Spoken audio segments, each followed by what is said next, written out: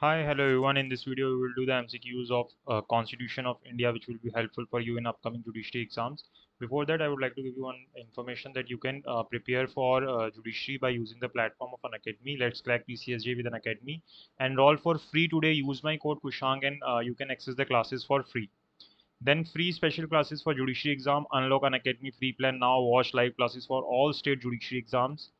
Your one-stop destination for judiciary. Learn live from comfort of your home. Unlimited access to all courses, practice tests, batch courses, study material, mentorship and guidance, exhaustive coverage of syllabus, regular doubt clearing answer writing sessions, live test series. Compete with thousands of aspirants and stand out from the crowd.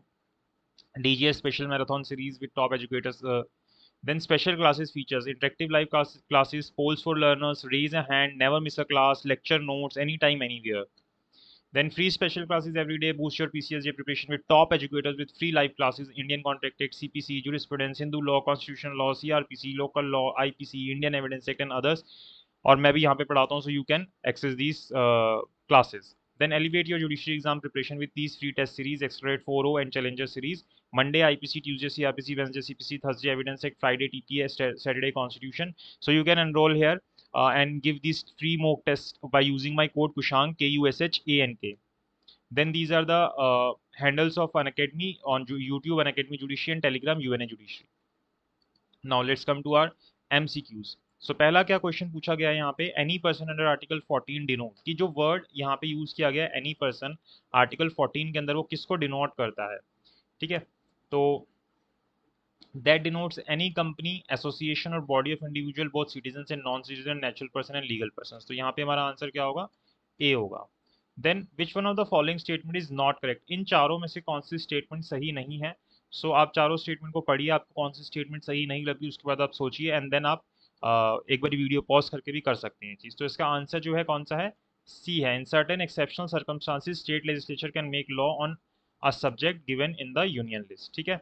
Then 534, that a power of Indian Parliament to amend the Constitution of India is constituent power was laid down in Article 368 by first constitutional amendment, 24th constitutional amendment, 26th constitutional amendment या 42nd constitutional amendment. की ये जो Indian parliament को power दी गई थी कि वो constitution को अमेंड कर सकते हैं, आर्टिकल 368 के अंदर, ये कौन सी अमेंडमेंट के अंदर हमने ये पावर दी थी हमारे पार्लियामेंट को. तो ये जो पावर थी हमने 42nd कॉन्स्टिट्यूशनल अमेंडमेंट के अंदर दी थी, जो कि 1976 के अंदर आई थी. तो इसका आंसर डी होगा. On proclamation of emergency under Article 352(1), the fundamental rights guaranteed in Article 19 become automatically suspended by virtue of Article 358. सीधी सी बात है. Additionally, a president may by order under Article 359(1) suspend. इसके अलावा जो हमारे प्रेसिडेंट है वो और किस चीज़ को सस्पेंड कर सकते हैं, और कौन से राइट को सस्पेंड कर सकते हैं. तो यहाँ पे इसका आंसर क्या होगा, सी होगा. The enforcement of all or any of the fundamental right except article 20 and 21, की सारे के सारे फंडामेंटल राइट्स को रोक सकते हैं, लेकिन 20 और 21 फंडामेंटल राइट को नहीं रोक सकते इसके बावजूद भी. Untouchability is abolished and its practice is punishable according to, कौन से आर्टिकल के अंदर अनटचेबिलिटी को एबॉलिश किया गया और उसको पनिशेबल बनाया गया है, कौन से आर्टिकल के अंदर. तो इसका आंसर है आर्टिकल 17 के अंदर. Then right to work in India is a fundamental right. Directive principle is not a fundamental right, but it can be claimed after employment या all. तो यहाँ पे हमारा आंसर क्या होगा, it is a directive principle, not a fundamental right. Then Article 19(1)(d) provide right to move freely throughout the territory of India. This right is subject to reasonable restriction for certain and specific purposes, absolute and unchallengeable, not subject to any restriction या none. तो यहाँ पे हमारा answer क्या होगा, A होगा, कि यहाँ पे ये subject to reasonable restriction है for certain and specific purposes. Preventive detention is contain in article, कौन से आर्टिकल के अंदर हमें प्रिवेंटिव डिटेंशन दिया गया है, तो ये आर्टिकल 22 के अंदर हमें प्रिवेंटिव डिटेंशन के बारे में बता रहा है. Which one of the following statement is correct, इसमें से कौन सी स्टेटमेंट करेक्ट है. The chief election commissioner of India hold his office during the pleasure of president.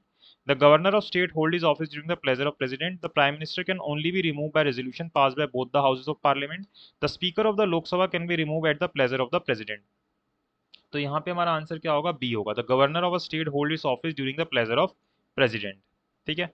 Then the appropriate writ issued by the court to quash the appointment of a person to public office is that, कौन सी writ को हम use करेंगे अगर किसी व्यक्ति को किसी public office के अंदर अपॉइंट किया गया है, तो प्रोहिबिशन, सेरेरी, क्वावरेंटो या मैंडेमस. तो यहाँ पे कौन सी writ यूज होगी, क्वावरेंटो. बाय व्हाट अथॉरिटी जिसको हम बोलते हैं. For the enforcement of any of the fundamental rights, a writ petition must be first moved in High Court. A writ petition must be directly to the Supreme Court.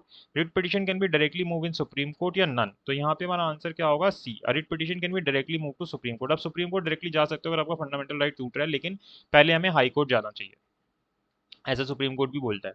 Under Indian constitution which is not a specific ground on which state can place restriction on freedom of religion. ठीक है, public order, morality, social justice या none. तो यहाँ पे हमारा क्या होगा? Social justice answer होगा, कि ये कोई स्पेसिफिक ग्राउंड नहीं है जिसके बेसिस पे जो स्टेट है वो रेस्ट्रिक्शन लगा सकती है फ्रीडम ऑफ रिलीजन के. Which is not a fundamental right. Right to strike, right against exploitation, right to equality या नन. तो यहाँ पे सीधा सा हमारा आंसर क्या है? Right to strike. स्ट्राइक जो है यानी कि ए जो है वो हमारा फंडामेंटल राइट नहीं है. Which is not a fundamental right. Right to property, right to assemble peacefully, right to move freely throughout the country and none. तो यहाँ पे हमारा आंसर क्या होगा? ए होगा. राइट टू प्रॉपर्टी जो है हमारा फंडामेंटल राइट नहीं है, पहले था, अब इसको हटा दिया फंडामेंल राइट से. 546 पूछता है reservation of seat in education institution in favour of schedule caste and schedule tribe is govern by article 15(5), 16(4), 29(2) या आर्टिकल 14 ऑफ कॉन्स्टिट्यूशन. तो इसका आंसर क्या होगा? 546 का आंसर होगा ए. 15(5) के थ्रू ये चीज गवर्न की जा रही है. Then which one of the following writs can be issued only against the judicial or quasi judicial authorities? कि कौन सी सिर्फ जुडिशियल या क्वासी जुडिशियल अथॉरिटीज के अगेंस्ट रिट फाइल हो सकती है? तो ये जो रिट है वो सिर्फ सेरेटरी रिट जो है वो जुडिशियल या क्वासी जुडिशियल अथॉरिटीज के अगेंस्ट यूज हो सकती है. सिविल सर्विसेज एग्जामिनेशन के अंदर भी ये क्वेश्चन पूछा गया है.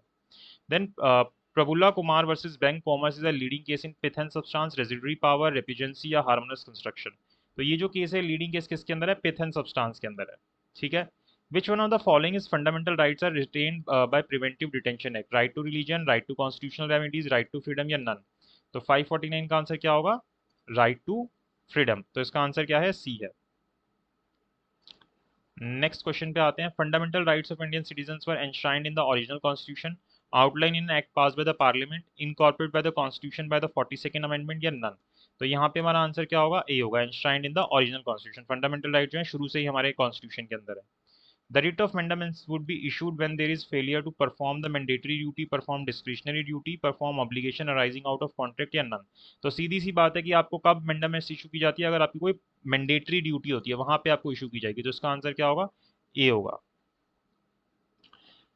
When the court declares certain provisions of the act invalid, it does not affect the validity of the act, it remains as it is. ठीक है, कि भाई कुछ पार्ट जो है उसका इनवैलिड है, बाकी ठीक है. इसको हम क्या बोलते हैं? डॉक्ट्राइन ऑफ सीवरेबिलिटी, एक्लिप्स या प्रोस्पेक्टिव ओवररूलिंग या नन. तो इसका सिंपल सा आंसर है, इसको हम क्या बोलते हैं? डॉक्ट्राइन ऑफ सीवरेबिलिटी बोलते हैं, कि उतने पार्ट को अलग कर दिया, बाकी जो है एप्लीकेबल रहेगा. Mandamus cannot be issued under Article 32 where fundamental right is infringed by a statute, statutory order या private body. तो mandamus हम आर्टिकल 32 के अंदर कब इशू नहीं कर सकते? अगर कोई स्टैचू के थ्रू आपका कोई राइट इन्फ्रिंज हो रहा है, यानी लॉ के थ्रू हो रहा है. The word practice mention in article 25 does not include propagation, religious worship, rituals या नन. तो कौन सा यहाँ पे वर्ड इंक्लूड नहीं होता? प्रोपोगेशन जो है वो प्रैक्टिस वर्ड के अंदर इंक्लूड नहीं होता आर्टिकल 25 के अंदर. Right to education is a fundamental right emanating from right to freedom of speech and expression under Article 19(1)(a), under Article 29 and 30, Article 21 या Article 14. तो education is a fundamental right under which article? It is under Article 29 and 30. Then right to freedom of religion cannot be restricted on ground of public order, security of state, health या morality. इनमें से किस ground के basis पे आपके freedom of religion को restrict नहीं किया जा सकता? तो यहाँ पे हमारा आंसर क्या होगा? सिक्योरिटी ऑफ स्टेट के रीजन के ऊपर नहीं. एक मिनट रुको. 5 right to freedom of religion can not be restricted on ground of, हाँ सिक्योरिटी ऑफ स्टेट ही होगा इसका आंसर. ठीक है जी. That no person accused of an offence shall be compelled to be witness against himself is an directive principle, human right, fundamental right या ordinary constitutional right. कि कोई अपने अगेंस्ट नहीं होगा. जो सेल्फ इंक्रिमिनेटिंग एविडेंस होते हैं, तो ये क्या है? एक फंडामेंटल राइट है, आर्टिकल 20 के अंदर दिया गया है. A citizen of India hold office any office of profit or trust under the state cannot be accept any title from any foreign state without the consent of president, prime minister, speaker या none. कि बाहर से कोई title hold नहीं कर सकते without the permission of president. तो इसका आंसर क्या होगा? ए होगा. Equality of opportunity in matters of public employment is mentioned in which of the following articles? 14, 15, 16 या none. तो इसका आंसर क्या होगा? आर्टिकल 16 के अंदर दिया गया. तो यहाँ पे हम यहीं तक करते हैं. आई होप आपको वीडियो अच्छी लगी हो. Please like it, share it and subscribe to my channel. और अपने फ्रेंड्स के साथ शेयर कीजिए जो भी जुडिशरी की प्रिपरेशन कर रहे हैं, जिनको भी ये एमसीक्यूज करने हैं, जिनके लिए भी ये हेल्पफुल होंगे. आई होप आपको वीडियो अच्छी लगी हो, तो प्लीज़ लाइक कीजिएगा और चैनल को सब्सक्राइब ज़रूर कीजिएगा.